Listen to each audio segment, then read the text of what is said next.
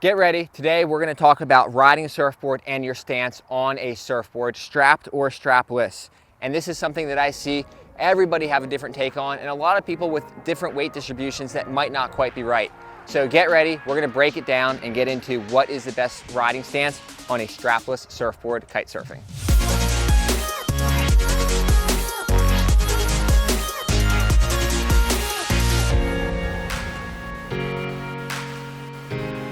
I'm Evan Netsch. If you're new to this YouTube channel, subscribe below. We are breaking down everything surfboard related riding technique. So right now we're going to focus on your stance riding a surfboard. Let's get into it. This is something that a lot of people tend to progress to over time after some time, already spent with a kite on a twin tip. And a lot of the riding technique, obviously from a twin tip to a surfboard is very familiar, but some of the weight distribution is very different simply because of what a surfboard allows you to do and how you're edging with the fins versus more of the rail on a twin tip. So surfboard, the beauty in a surfboard is it's got much softer rails. It doesn't have that sharp rail like a twin tip. It's got a lot more curve. It's smoother riding. It cuts through chop better. And all this is what makes it ride waves so great.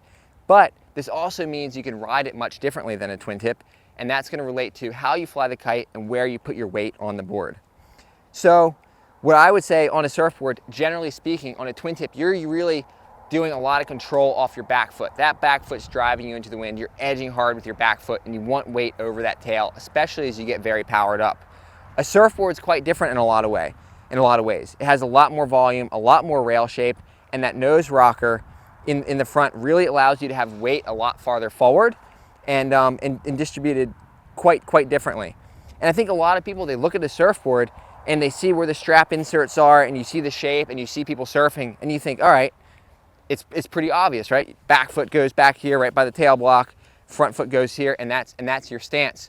But the reality is, especially on a surfboard, and this is what I like about riding a surfboard so much without foot straps, is it gives you the ability to move around. And that allows you to do a lot more and makes the board a lot more versatile in different wind conditions. So my biggest piece of advice to anybody riding a surfboard is don't be fixed in position. Really move your feet around, try different things out, and see what feels best to you. But I want to share my advice to kind of how I feel different stances affect me riding a board and what I like in different conditions. So first off, this is a very standard surfboard, a pretty standard size, a very standard shape. This board's 5'7", it's about 24 liters, and this is kind of a go-to board for myself, and I think a similar go-to shape for a lot of people out there. Now the first thing I would say is I don't have foot straps on this board. A lot of people like foot straps. They offer a lot in terms of ability, especially in strong wind and big waves. For myself, normally I'm riding in a more normal size wave that I would surf in, or maybe even in flatter water in lighter wind. And a surfboard's very efficient. And depending on these conditions, I'm gonna stand in a very different place on the board and put my weight in different areas. Generally speaking, I find that I'm a lot farther forward on the board than I am on a twin tip, or even how I see other people riding a surfboard. So the first thing I would say in relation to stance is the most obvious is how much weight you can have far forward and how much weight I have forward. So when I'm riding and I'm just tacking back and forth, going upwind, and I'm not doing aggressive turns on a wave, I'm really pretty far forward on the board. And my front foot might be, when I say pretty far forward, maybe just an inch or two farther forward than maybe normal or where like strap inserts are. But my back foot is really what's forward. And bringing my back foot forward really helps shift all my weight forward. And that's the biggest difference. So I ride kind of a little bit of a narrower stance and keep my feet a little bit closer together. Back foot kind of almost in front of that front fin, or maybe right on the leading edge of that front fin. And this allows me to really keep that board flat, keep it efficient, and go upwind a lot better. And you're not edging as much on your heels. You don't have the board over on rail quite as much as a twin tip. I ride the board a bit flatter and really point the nose where I want to go. I'm using the fins as more of my directional and upwind control rather than the rail of the board. And I find what this does is it just moves less water and makes the board more efficient, allows me to ride in lighter wind, be lighter on my feet, and kind of be more maneuverable and get around a little bit easier, especially in ocean conditions, which maybe has a bit more current, waves, variable wind.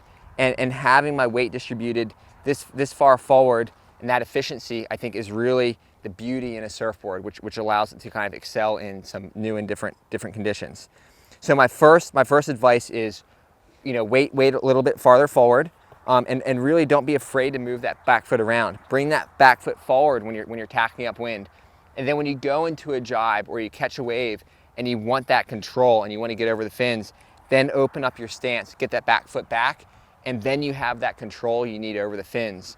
And then when you're kind of going straight, or maybe even you're on a wave and straightening back out, move that back foot a little farther forward. So I really find myself moving my back foot, especially, around a lot, and that's really going to help you kind of maintain stability and maintain efficiency on the surfboard. Secondly, in terms of stance, that's really going to be dictated too by your kite and your kite flying. Where is your kite? I don't edge a surfboard as much as a twin tip, so I don't have that kite quite as low. I'm not leaning back as hard against it on the edge of the board. I would say generally you can ride with a little bit less power, a little bit of a smaller kite, and keeping the kite higher, I think, allows you to ride the board a little bit flatter, especially in waves with white water and foam and water moving. Having that kite higher, one, makes you a little bit lighter on your feet, and two, always gives you the ability to dive your kite at last minute to give you a little boost of power when needed, going up and over around a wave. So my biggest piece of advice to anyone riding a surfboard is don't be afraid to kind of be loose and move around a little bit more than you would on a twin tip. Your feet aren't locked in most cases. Get your weight forward, get your weight a little more centered, and really make use of those fins, and don't edge the board quite as much as a twin tip. So feel what works for yourself. But my advice is really, look at it as a different board, which it is, which needs different riding stance.